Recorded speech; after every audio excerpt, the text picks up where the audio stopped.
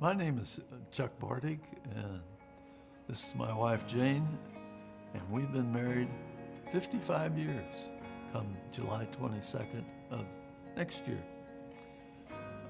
We met in college, we were studying to be teachers, and we dated for about 3 years.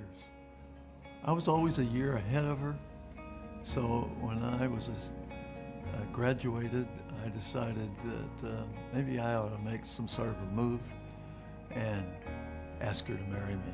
I thought I was ready to take this gal as my wife. So one day before we left school, I said, "Jane, would you marry me?" And she said, "Yeah." And I said, "But in 6 years."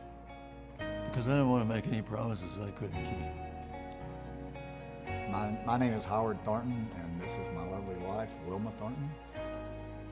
And we've been married for 45 years. When we first met, we were opposites on the furthest extension you could see. I was raised in a Christian home. That's all I've ever known is the church and Christian ways. I had extremely spiritual parents and God-fearing parents, and that's what I was taught. When we met, it was quite comical.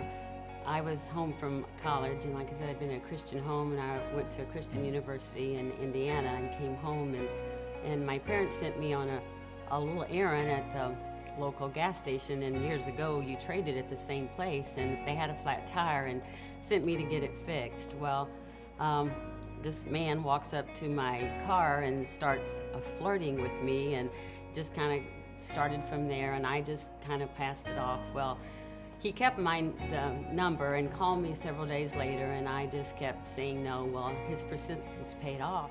Finally got a date with her after chasing her for a few weeks, and I told her on the first date I was going to marry her, and 3 months exactly after that date we got married.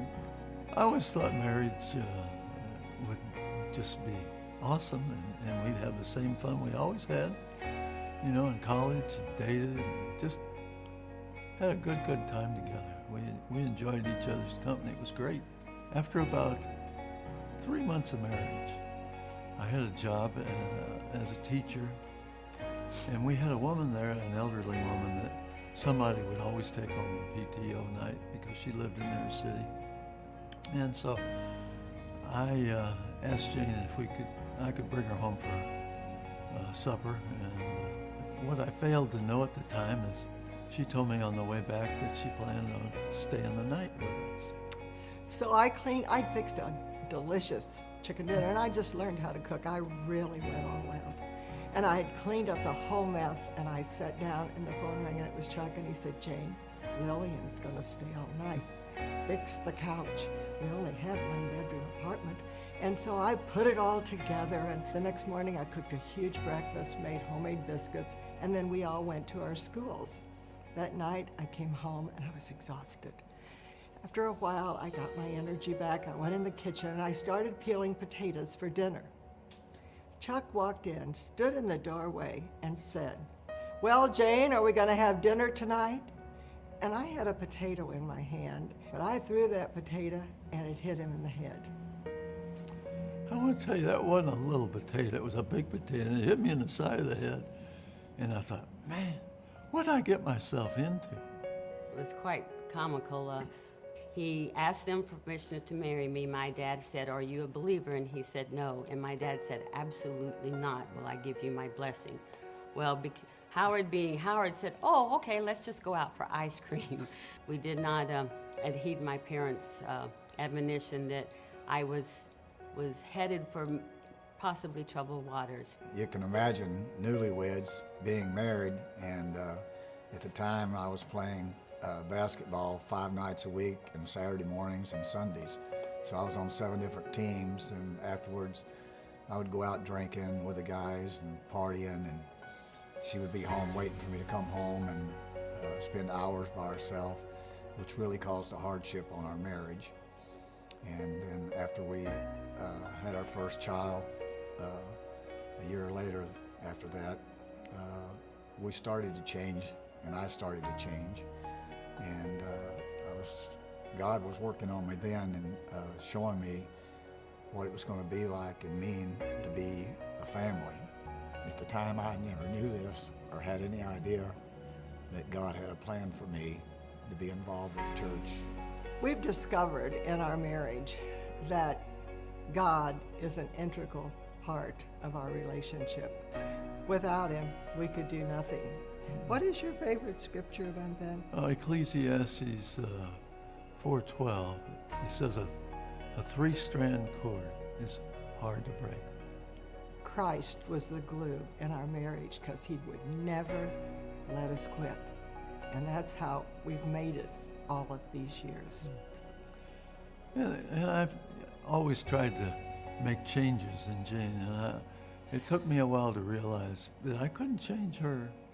I had to change me. And so I just say, hey, Lord, I can't live with this. And he would remind me that, you can't change her. You just got to accept her as she is, and you make the changes. I've learned too that when Chuck hurts my feelings or says or does something that makes me angry, I don't need to talk to him about it. I need to go to the Lord. And I have found if I can just get away and say, Lord, I need to see Chuck's heart as you see his heart. And then I'll understand why he did all this stuff. And if I can sit quietly, before long, I do receive a peace. And in that peace comes forgiveness and forgetfulness. And I would encourage and say for everyone to go out and find a spouse from a different walk of life. Look for a Christian mate, and it will make your marriage a lot easier. And because I can remember when we first met, I was in a Christian background, and I had no idea what family was going to be like. And until we started to realize what our main focus was, and that was to be Christ-centered and put Christ first above all other things. Through God's grace and his grace only have we survived all that we've survived and have grown to love the Lord more today than we did yesterday. It's only because of the grace of God that we could live 55 years together.